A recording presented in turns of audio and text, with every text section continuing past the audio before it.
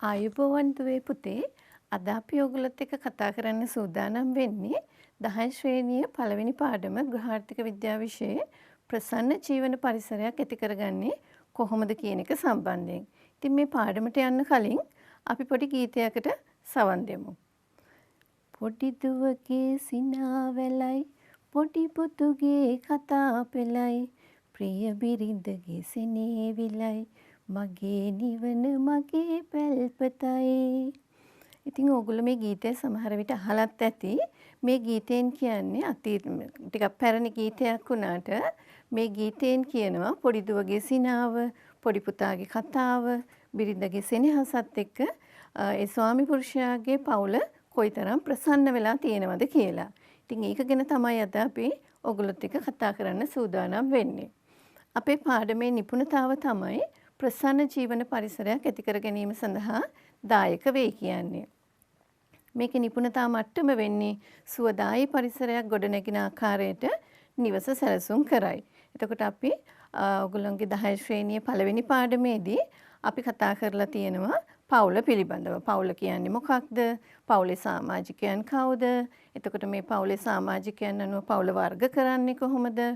මේ පවුල් වල ලක්ෂණ මොනවද? ওই වගේ කරුණු අපි ඉගෙනගෙන තියෙනවා. ඉතින් මේ වගේ පවුලකට ප්‍රසන්න ජීවන පරිසරයක් ඇතිවීම සඳහා අපිට ප්‍රධාන වශයෙන් අවශ්‍ය වෙන දෙයක් තමයි අපේ නිවස කියන්නේ. අපි බලමු එහෙනම් අපේ නිවස කොහොමද අපි ප්‍රසන්න ජීවන පරිසරයක් ඇති කර ගැනීම සඳහා දායක කරගන්නේ කියලා.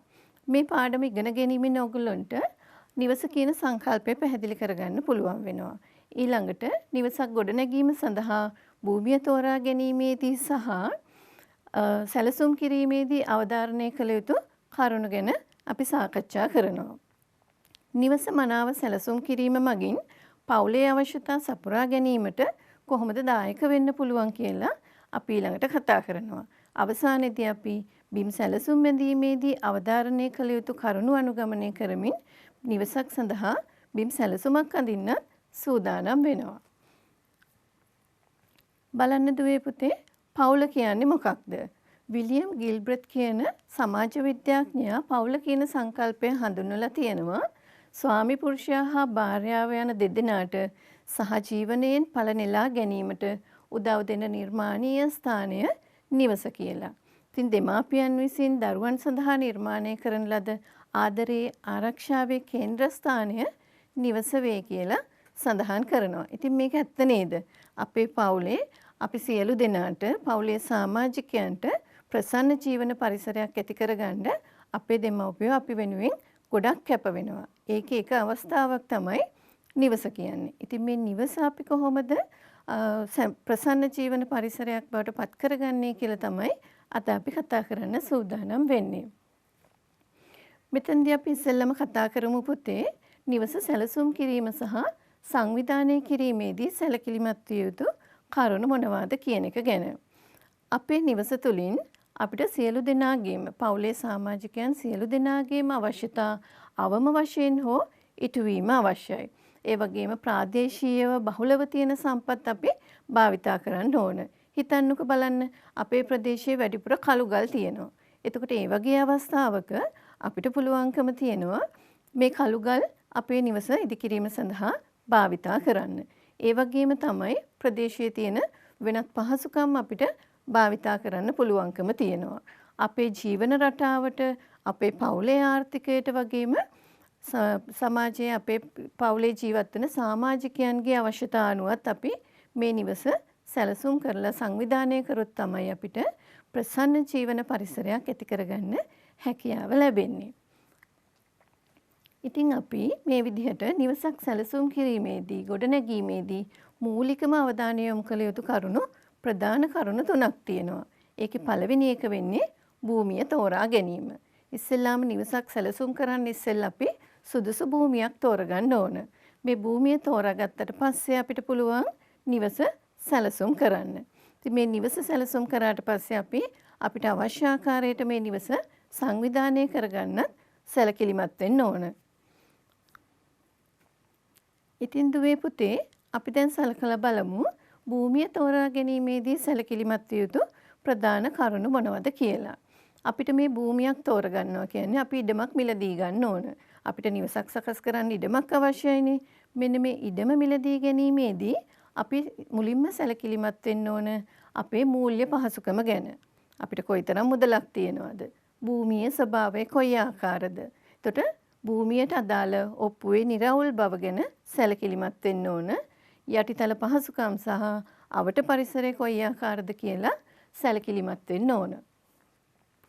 මූල්‍යමය පහසුකම්.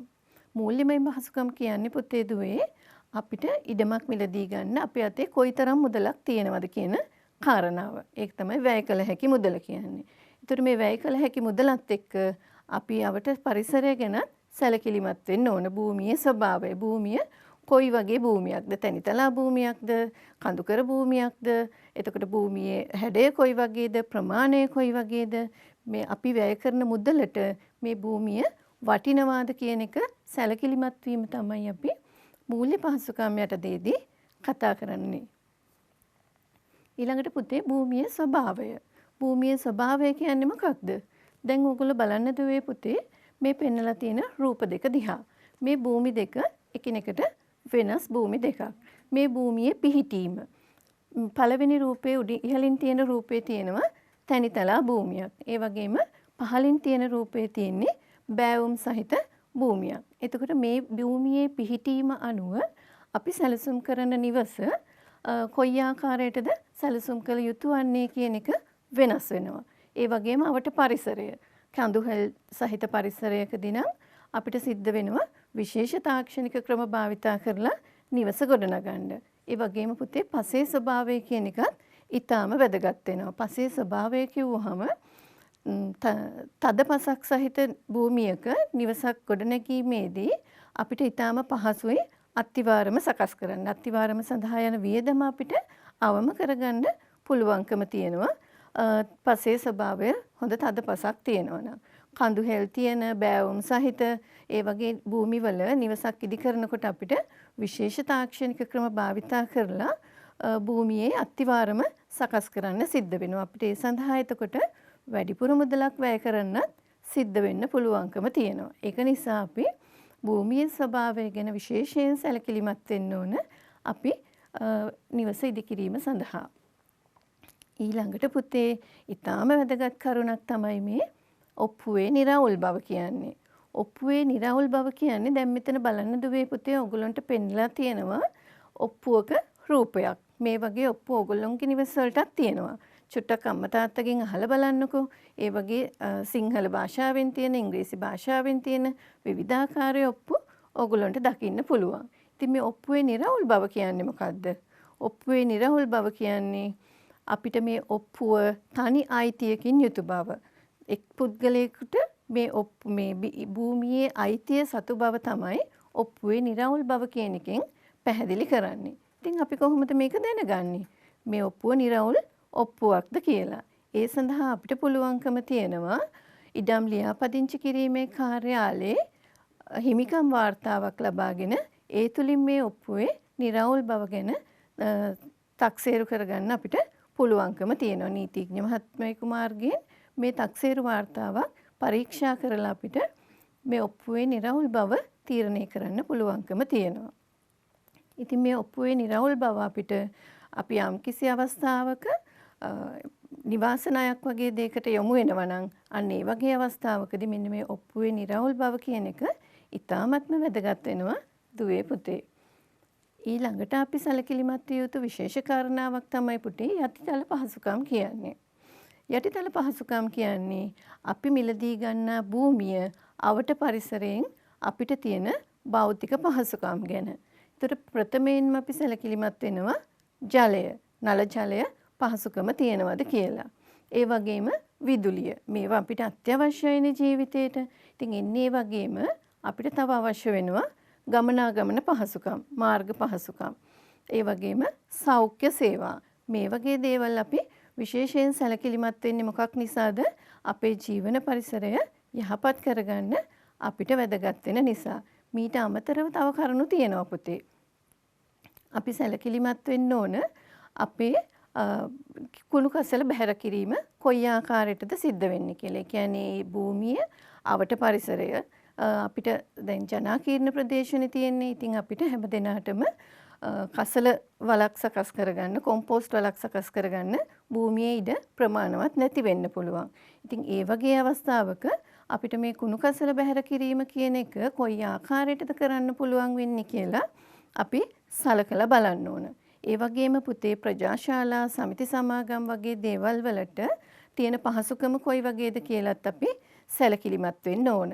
ඉතින් මේ වගේ පහසුකම් ගැන සලකලා බලලා අපි අපේ භූමිය තෝරගන්න ඕන. මේ යටිතල පහසුකම් යටතේ තව විශේෂ කරුණක් තියෙනවා පුතේ. ඒ තමයි වැසි ජලය බැස යාමේ ක්‍රමවේදය කියන්නේ.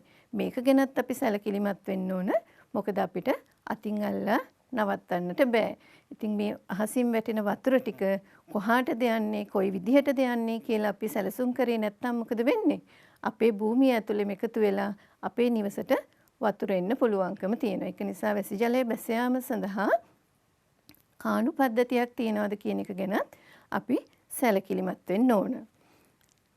ඊළඟට අපි බලමු තවත් අපි සැලකිලිමත් විය යුතු කරුණු මොනවද කියලා. අවට පරිසරය. අපේ භූමිය පිහිටලා තියෙන, අපි මිලදී ගන්න බලාපොරොත්තු වෙන ඉඩම පිහිටලා තියෙන්නේ කොයි වගේ පරිසරයකද කියලා.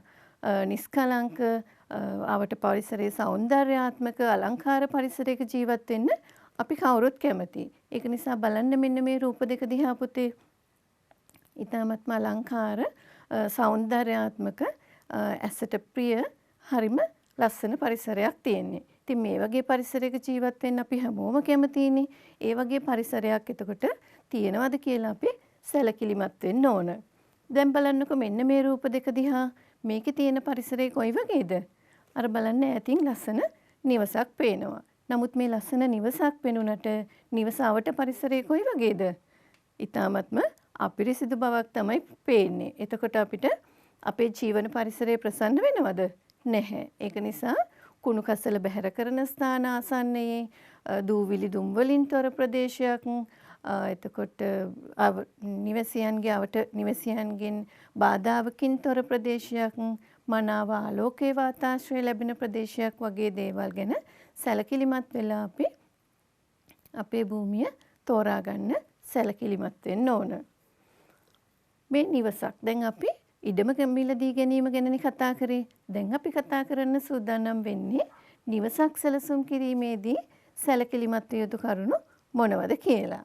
ඉතින් අපි මේ මිලදී ගත්ත ඉඩමේ හොඳ නිවසක් සැලසුම් කළොත් තමයි අපේ නිවස ප්‍රසන්න ජීවන පරිසරයක් ඇති කරගන්න අපිට හැකියාව ලැබෙන්නේ. එතෙන්දී අපි සැලකිලිමත් වෙන්න ඕන භූමියේ පිහිටීම හා ප්‍රමාණය, මූල්‍යමය පහසුකම්, පවුලේ අවශ්‍යතා, නිවසේ විවිධ කොටස් හා ඒවායින් කෙරෙන කාර්යයන් සහ ආලෝකයේ වාතාශ්‍රය වගේ දේවල් පිළිබඳව අපි සැලකිලිමත් වෙන්න ඕන. භූමියේ පිහිටීම හා ප්‍රමාණය. ඒ කියන්නේ භූමිය කොයි වගේ ස්ථානයක පිහිටලා තියෙනවද කියලා. දැන් බලන්න පුතේ දුවේ මේ රූප දෙක දිහා. පළවෙනි රූපයෙන් තියෙන්නේ හොඳ තැනිතලා ප්‍රදේශයක ඉදි කරපු නිවසක්. ඒ වගේම දෙවෙනි රූපයෙන් බෑවුම් සහිත ඉඩමක ඉදි කරන නිවසක් තමයි අපිට දකින්න තියෙන්නේ. එතකොට අපේ භූමියේ පිහිටීම අනුව අපිට අත්තිවාරමේ ස්වභාවය වෙනස් කරන්න වෙනවා කියන එක ඔයගොල්ලන්ට දැන් පැහැදිලිව පේනවා. ඇති මේ දෙවෙනි රූපයේ විශේෂ තාක්ෂණික ක්‍රමයක් යොදාගෙන අත්තිවාරමක් සකස් කරලා තමයි නිවස සැලසුම් කරන්න ආරම්භ කරලා තියෙන්නේ. එතකොට වැදගත්ම දෙයක් තමයි භූමියේ පිහිටීම වෙනස් නොකර පිහිටි භූමිය අනුව මේ අත්තිවාරම සකස් කිරීම. ඒ මගින් අපිට පුළුවන්කම තියෙනවා අත්තිවාරම සඳහා යන වියදම අඩු කරගෙන අපේ නිවස සැලසුම් කරන්න. ඒ වගේම තමයි භූමියේ ප්‍රමාණය.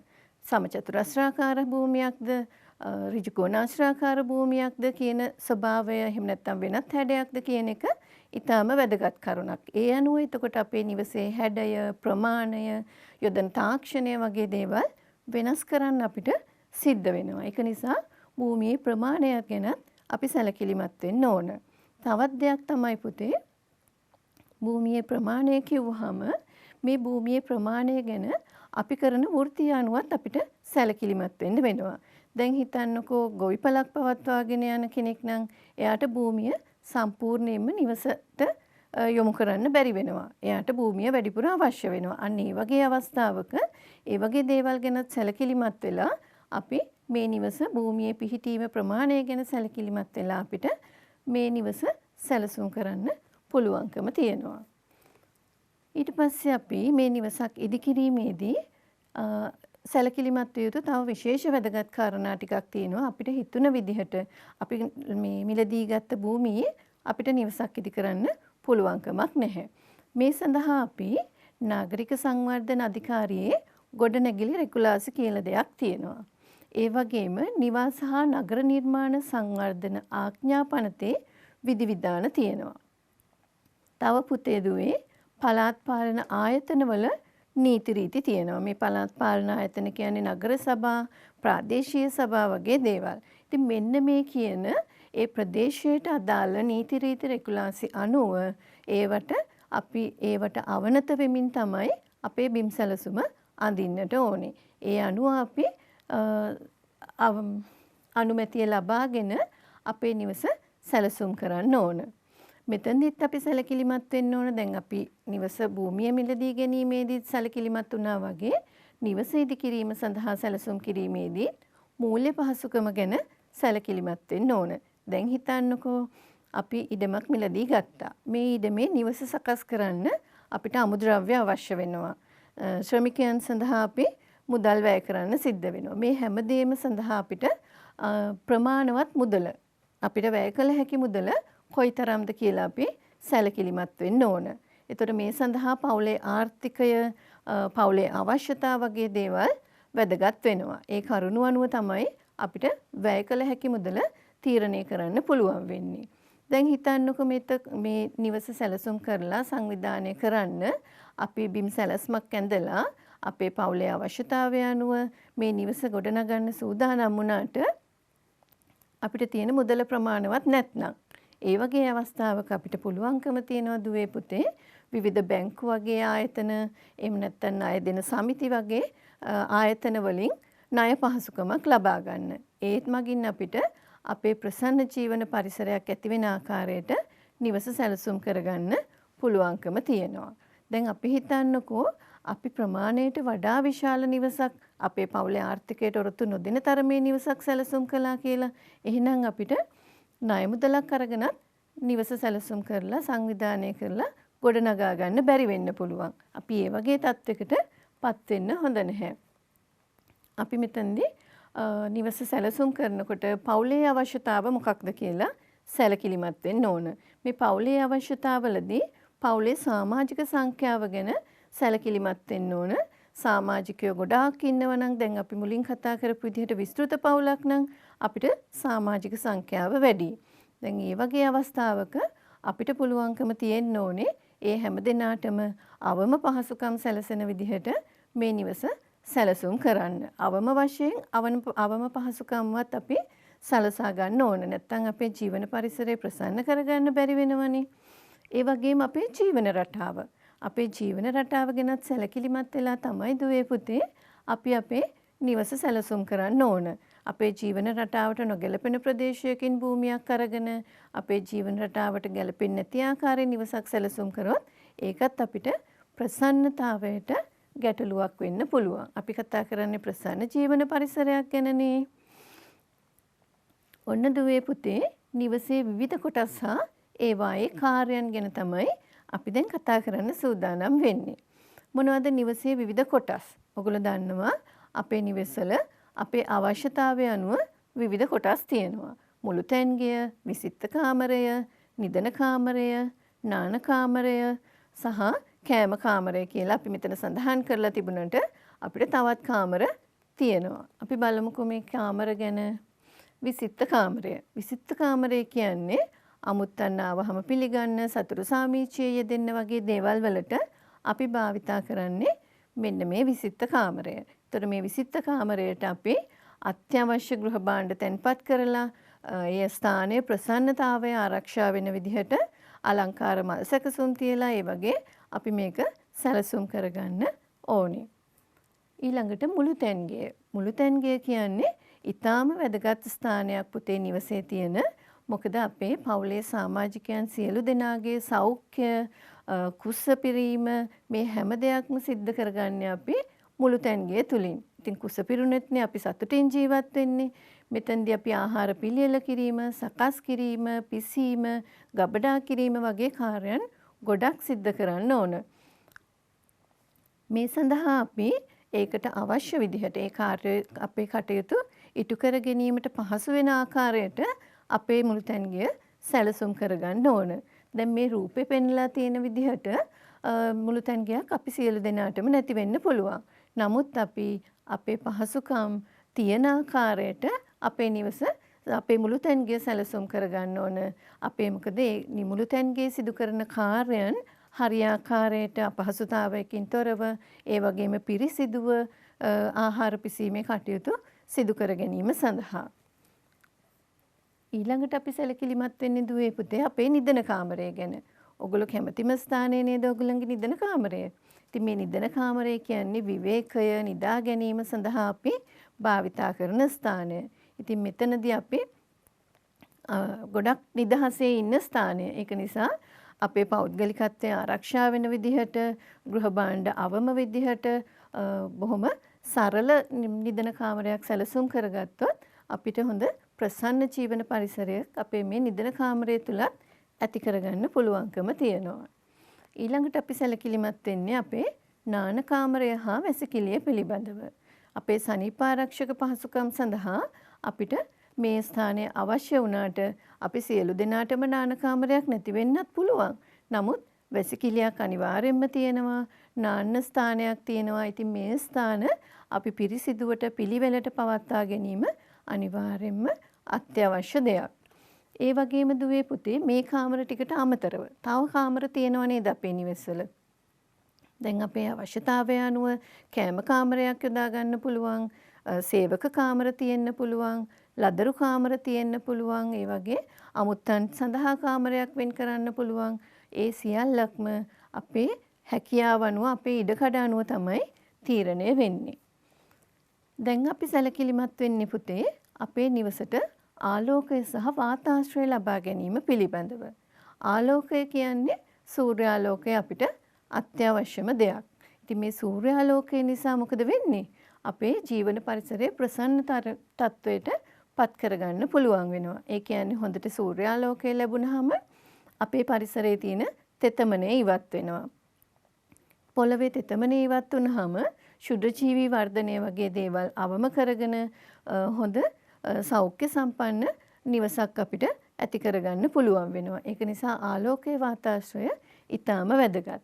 වාතාශ්‍රය ගැන කතා කරනකොට පුතේ දැන් බලන්න මේ රූපවල හොඳට ජනෙල් දොරවල් විවෘත කරලා තියෙනවා. ඒ මගින් මොකද වෙන්නේ? අපිට හොඳ වාතාශ්‍රයක් ලැබෙනවා. මේ වාතාශ්‍රය අපි කතා කරනවා සංවහන ක්‍රියාවලිය කියලා.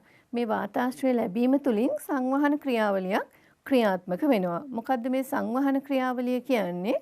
අපේ නිවසට හොඳින් ආලෝකය ලැබීම, සූර්යාලෝකය ලැබීමෙන් අපේ නිවස ඇතුළත තියෙන වාතය වායු අංශු රත් වීමට ලක් වෙනවා. මේ රත් වෙන වායු අංශු ඉහළට ගමන් කරනවා. මේ ඉහළට ගමන් කිරීම නිසා පහළ ඇති වෙන්නේ මොන වගේ තත්වයක්ද?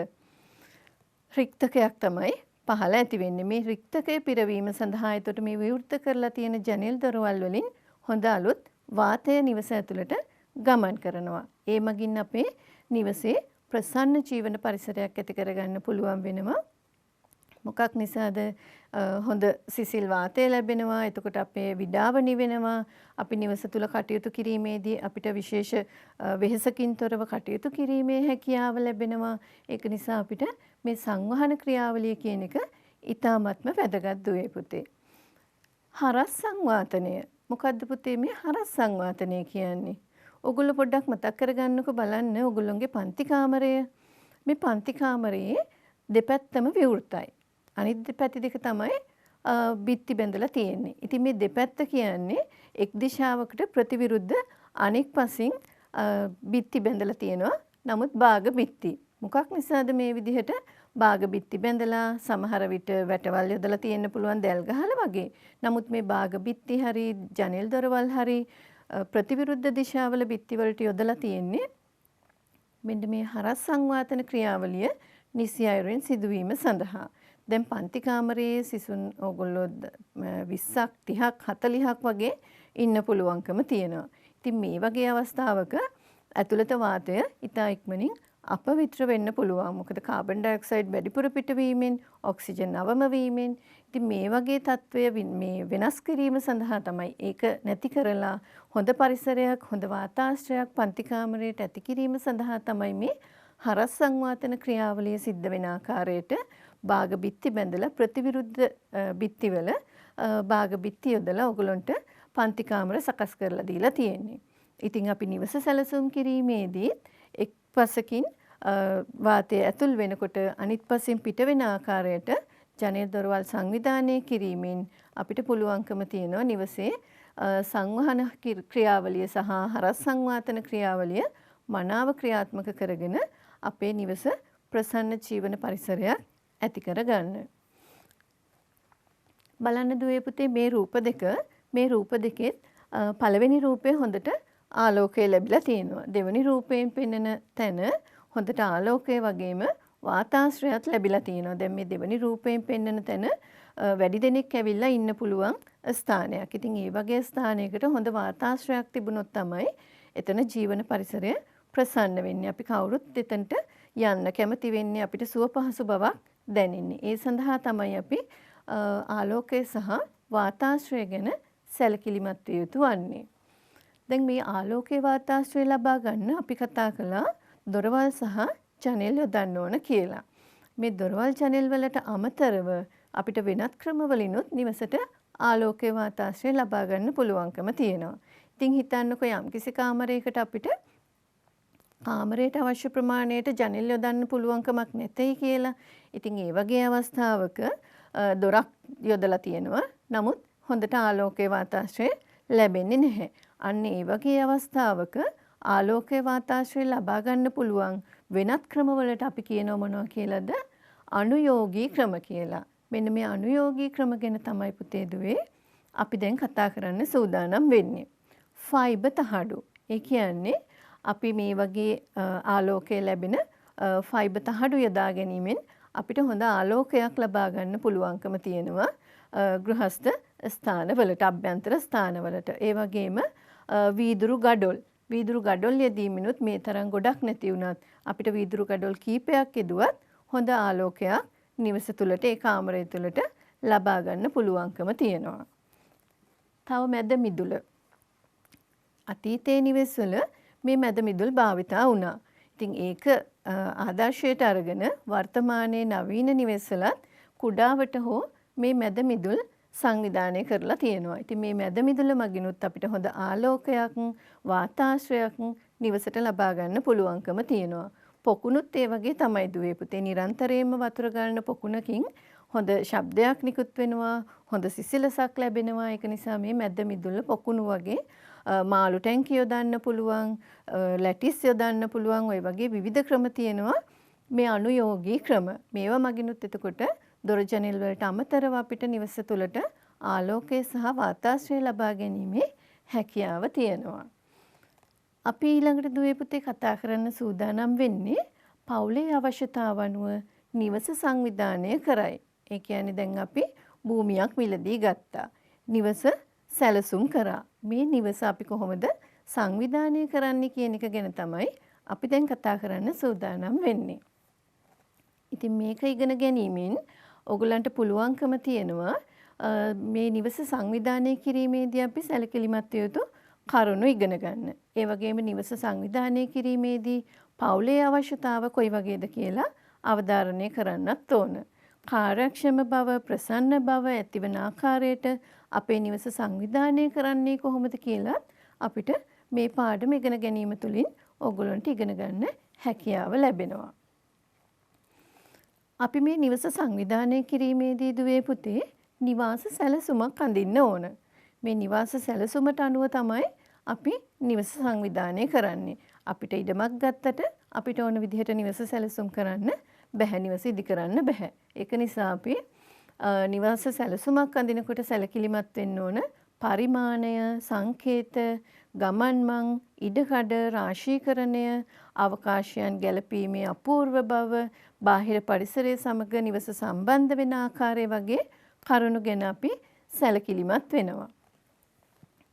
දැන් බලන්න දුවේ පුතේ පරිමාණය. මොකද්ද මේ පරිමාණය කියන්නේ? අපි දන්නවා අපි ගන්න ඉඩම ඉතා විශාල ඉඩමක්. ඉතින් මේ ඉඩමේ ප්‍රමාණයට අපි බිම් සැලසුමක් අඳිනවා කිව්වහම අපිට පුළුවන් කමක් නැහැනේ ඒ තරම් ලොකු කඩදාසියක බිම් සැලසුමක් අඳින්න. ඒක නිසා අපි මේ ප්‍රමාණය කුඩා කරලා තමයි කඩදාසියකට මේ නිවසේ බිම් සැලැස්ම අඳින්නේ. ඒකට තමයි අපි කියන්නේ පරිමාණය දක්වනවා කියලා. ඉතින් මේ පරිමාණය අපේ බිම් සැලසුමක අඩි 8ක් අඟල් 1ක් විදිහට දක්වලා තමයි අපි පරිමාණය අඳින්නේ. එතකොට භූමියේ අඩි 8ක් අපි අපේ බිම් සැලසුමේ දක්වන්නේ අඟල් 1ක් විදිහට.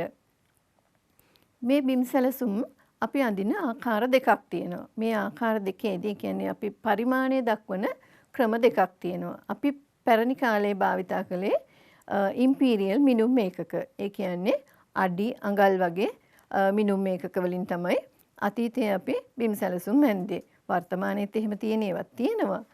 ඊළඟට අපි වර්තමානයේ වැඩිපුරම භාවිතා කරන්නේ මෙට්‍රික් මිනුම් ඒකකය. ඒ කියන්නේ මීටර් සෙන්ටිමීටර් වලින් තමයි එතනදී අපි දිග පළල දක්වන්නේ. දැන් අපි බලමු මේ නිවසක් සැලසුම් කිරීමේදී අපි බිම් සැලසුමක් ඇඳීමේදී කොයි වගේ සංකේතද අපි මේ බිම් සැලසුමට යෙදිය යුතු වන්නේ කියලා.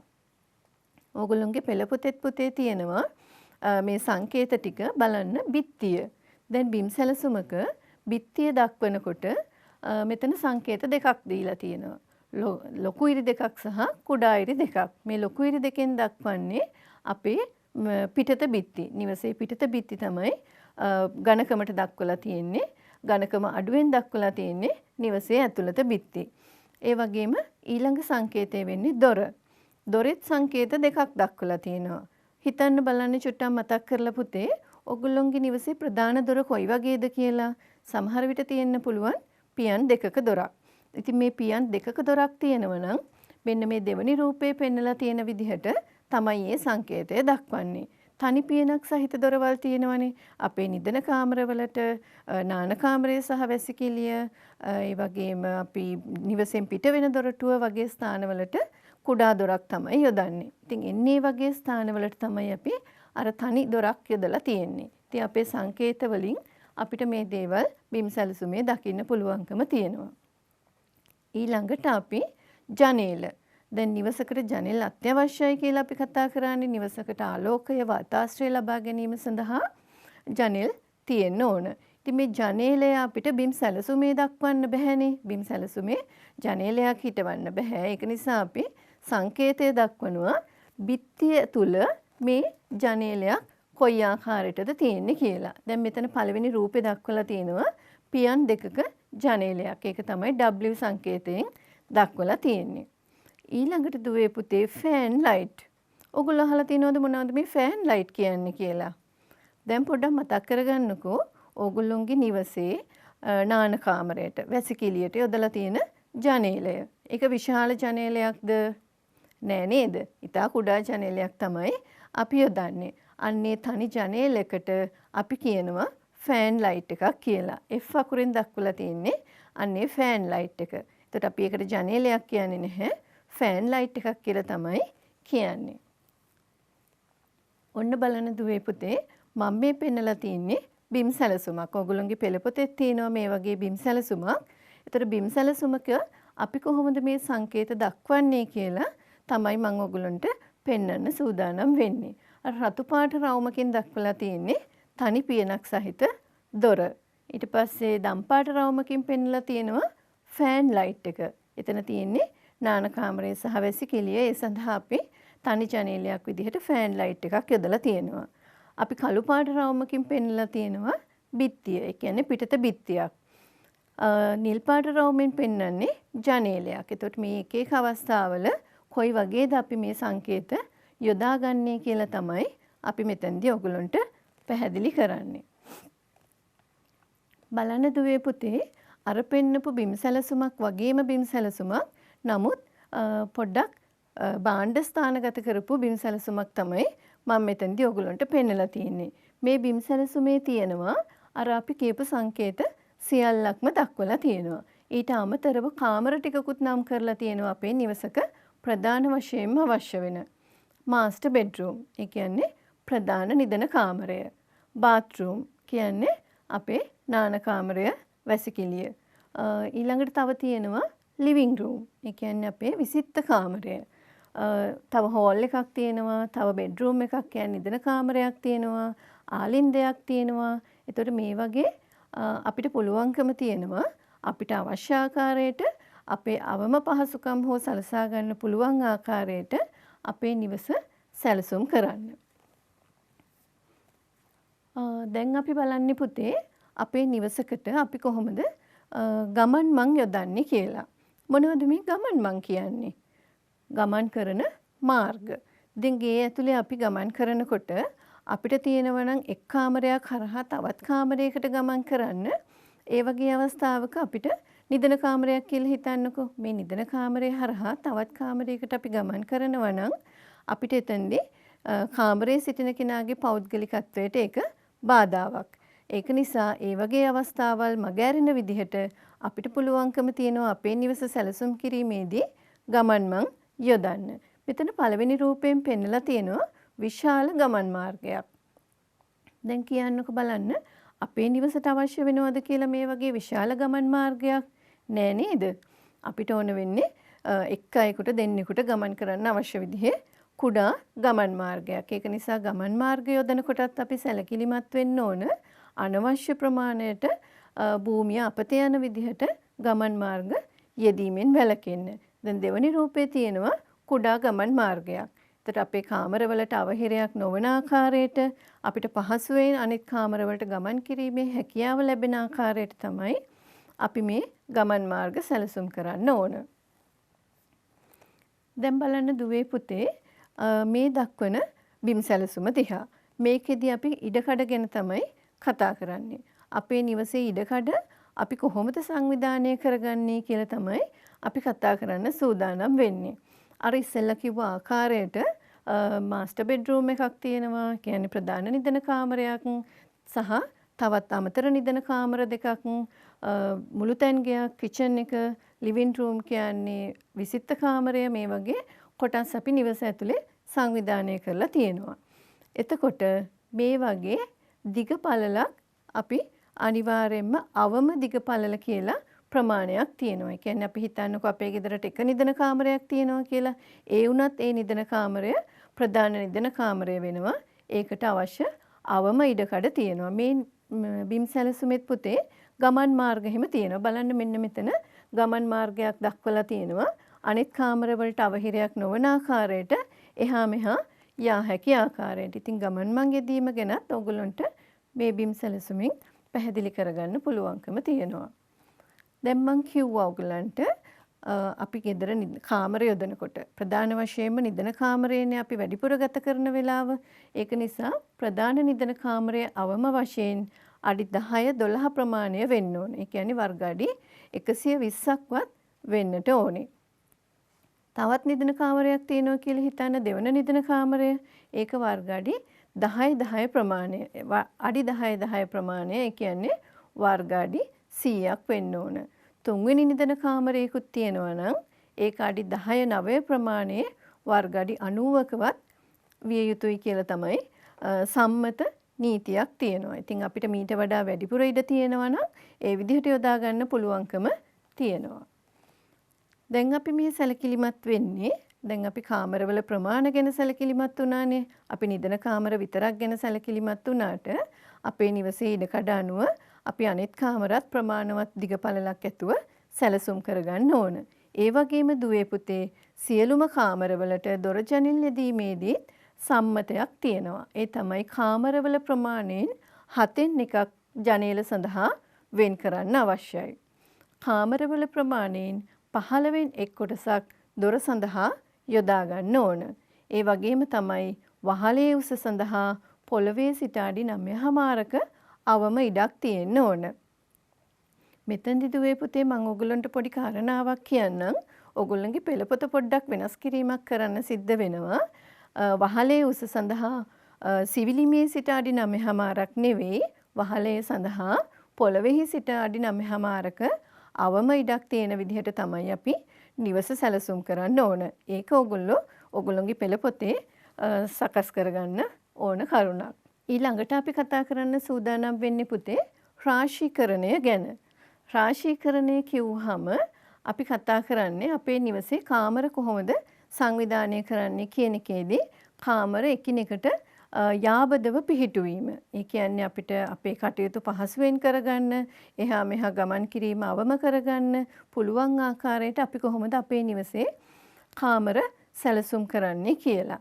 දැන් බලන්න දුවේ පුතේ මෙතන තියෙනවා විසිත්ත කාමරයක්. විසිත්ත කාමරයට ආසන්නයේම පිටතින් තියෙනවා ආලින්දය. එතකොට ආලින්දයයි විසිත්ත කාමරයයි එක ආසන්නයේ පිහිටුවීම. තව තියෙනවා පුතේ නිදන කාමර දෙකක්. මේ නිදන කාමර දෙකටම ආසන්නයේ පොදු නාන කාමරයක් සහ වැසිකිළියක් තියෙනවා. ඉතින් මේ වගේ අපි අපේ ගමන් වාර අඩු කරමින්, අපේ වෙහෙස අඩු කරමින්, අපේ කටයුතු පහසු කරන ආකාරයට නිවසේ කොටස් සැලසුම් කිරීම තමයි මේ රාශීකරණයේදී අපි කතා කරන්නේ. මුළු තැන්ගේ ආසන්නයේ අපිට කෑම කාමරේ යොදන්න පුළුවන්කම තියෙනවා. ඉතින් ඒ වගේ අපිට මේ රාශීකරණය අපේ නිවසට යොදා ගන්න පුළුවන්. දැන් ඔයගොල්ලන්ට මම මෙතන පෙන්නලා තියෙන්නේ ත්‍රිමාන රූපයක් විදිහට. අර බිම් සැලසුමේදී අපි දක්වපු රූපය ද්විමාන රූපයක්. එතකොට ඒක ත්‍රිමාන විදිහට දක්වලා තියෙනවා. නිවස ඇතුළත කොහොමද අපි උපකරණ ගෘහ භාණ්ඩ තැන්පත් කරලා තියෙන්නේ කියලා ඔයගොල්ලන්ට වඩා පැහැදිලි වෙන්න අපේ නිවසේ කොටස් කොහොමද රාශීකරණයට අනුව අපි සැලසුම් කරගන්නේ කියලා ඉගෙන ගැනීම සඳහා. ඊළඟට අපි කතා කරනවා දුවේ පුතේ නිවස සංවිධානය. නිවස සංවිධානය කිව්වහම කාමරවල පිහිටීම, දොර ජනෙල් ස්ථානගත කිරීම, බහුකාර්ය ඒකක යොදා ගැනීම වගේ දේවල් ගැන අපි කතා කරනවා. දැන් බලන්න මෙතනත් ඔයගොල්ලන්ට ත්‍රිමාන රූපයක් පෙන්ලා තිනවා. කාමර කොයි ආකාරයටද අපේ නිවසේ පිහිටලා තියෙන්නේ කියලා. එතකොට මෙතනත් අර කිව්ව ආකාරයටම පුතේ එකිනෙකට යාබදව අපේ කටයුතු පහසු කරන ආකාරයට කාමර පිහිටවලා තියෙනවා. ඒ මගින් අපිට අපේ කටයුතු පහසු වෙනවා. අපේ ගමන් වාර අඩු කරගන්න පුළුවන්කම තියෙනවා. ඒ වගේම අපේ නිවස පිළිවෙලකට පවත්වා ගැනීමේ හැකියාවක් තියෙනවා. නිවැසියන් හැමදෙනාම නිවසේ කටයුතු සඳහා එහා මෙහා යන්න ගියොත් එහෙම ඒක හැමදෙනාටම බාධාවක්. ඒක නිසා විසිත්ත කාමරයට ආසන්නයේ ආලින්දය, නිදන කාමරයට ආසන්නයේ නාන කාමරය සහ වැසිකිළිය, අපේ මුළු තැන්ගේට ආසන්නයේ කෑම කාමරය වගේ අපිට මේ කාමරවල පිහිටීම යොදා ගන්න පුළුවන්කම තියෙනවා. ඊළඟට අපි කතා කරන්නේ දුවේ පුතේ දොර ජනෙල් ස්ථානගත කිරීම ගැන. දැන් අපි අපේ නිවසක කාමර සැලසුම් කරාට මේ කාමර සඳහා දොර ජනෙල් සැලසුම් කරාට ඒ වගේ අපි ගෘහ භාණ්ඩ ස්ථානගත කරන්නත් ඕන. ඉතින් මේ ගෘහ භාණ්ඩ ස්ථානගත කරනකොට මේ දොර ජනේල පිහිටුවලා තියෙන ස්ථානය ගැන සැලකිලිමත් වෙන්න ඕන. මොකද අපි දොරවල් වලින් එහා මෙහා යනකොට නිවසේ තියෙන ගෘහ භාණ්ඩ අපිට බාධාවක් වෙනවා නම් හදිසි අවස්ථාවක අපිට අපි මේ මොකක් හරි කලබල අවස්ථාවක් කියලා හිතන්නකෝ. ඒ වගේ වෙලාවක අපිට අනතුරක් වුණත් සිද්ධ වෙන්න පුළුවන්කම තියෙනවා. ඒක නිසා හොඳින් ආලෝකයේ වාතාශ්‍රය ලැබෙන ආකාරයට එහා මෙහා යාමේදී අපිට බාධාවක් නොවන ආකාරයට අපි මේ ගෘහ භාණ්ඩ ස්ථානගත කිරීමට සුදුසු විදිහට බිම් සැලසුමේ දොරවල් සහ ජනෙල් ස්ථානගත කරන්න ඕන. එතකොට තමයි අපිට ඒ වගේම හොඳින් හිරු එළිය වැටෙන දිශාව අපි සැලකිලිමත් වෙන්න ඕනේ. ඉතින් මේ හිරු එළිය වැටෙන දිශාව අනුවත් අපිට අපේ නිවසේ ප්‍රසන්නතාවය ඇති කරගන්න පුළුවන්කම තියෙනවා. ඒ වගේම තමයි දුවේ පුතේ මේ දොර ජනෙල් වලින් අවට අපිට පේන දර්ශනය ගැනත් සැලකිලිමත් වෙන්න ඕන. දැන් අපිට අප්‍රසන්න ප්‍රදේශයක් නම් ජනේලෙන් පිටත පේන්නේ. අපි ඒ වගේ ස්ථානයකට ජනේලයක් යොදන්න හොඳ නැහැ. අන්න ඒ වගේ දේවල් ගැන සැලකිලිමත් වෙලා අපිට මේ දොර සහ ජනෙල් ස්ථානගත කිරීම ගැන බිම් සැලසුමකදී සැලකිලිමත් වෙන්න ඕන. ඊළඟට දුවේ පුතේ අපි කතා කරන්න සූදානම් වෙන්නේ බහුකාර්ය ඒකක ගැන. මොනවද මේ බහුකාර්ය ඒකක කියන්නේ? අපි දන්නවා නිවසක ඒකක තියෙනවා. අපි දැන් මුලින් කතා කළානේ විසිත්ත කාමරය, කෑම කාමරය, මුළු තැන්ගේ වගේ. ඉතින් ඒ වගේ ඒකක අපි බහුකාර්ය ඒකක විදිහට යොදා ගන්නත් පුළුවන්කම තියෙනවා. බහුකාර්ය කිව්වහම එකම ඒකකයකින් කාර්යයන් කීපයක් කරන ආකාරයට යොදා ගැනීම තමයි අපි කියන්නේ බහුකාර්ය ඒකක කියලා. දැන් මෙතන තියෙනවා නවීන මුළුතැන්ගයක්. මේ මුළුතැන්ගේ ඉඩ තියෙන තැන අපි යොදාගෙන තියෙනවා කෑම මේසයක්. එතකොට මොකක්ද මෙතන මුළුතැන්ගේට අමතරව ඒ ස්ථානයේම අපි කෑම කාමරයකුත් යොදා ගැනීමෙන් එතන කාර්යයන් කීපයක් සිද්ධ කරනවා. ඒ කියන්නේ බහුකාර්යයන් සිද්ධ වෙන ස්ථානයක්. මේ බහුකාර්ය ස්ථානය වගේම අපිට පුතේ දුවේ බහුකාර්ය ගෘහ භාණ්ඩ කියලා දේවලුත් තියෙනවා. බහුකාර්ය ගෘහ භාණ්ඩ. එතකොට මේ ගෘහ භාණ්ඩ වලිනුත් අපිට පුළුවන්කම තියෙනවා කාර්යයන් කීපයක් කරගන්න පුළුවන් ආකාරයට ගෘහ භාණ්ඩ තෝරා ගන්න. දැන් බලන්න මෙතන පෙන්නලා තියෙන රූපේ පුතේ පළවෙනි රූපයේදී ඉඳ ගැනීම, ඊට අමතරව පරිගණකයේ තබා ගැනීම වගේ ක්‍රියාවන් ගොඩක් අපිට කරන්න පුළුවන් විදිහට සැලසුම් කරපු ගෘහ භාණ්ඩයක් තමයි එතන තියෙන්නේ.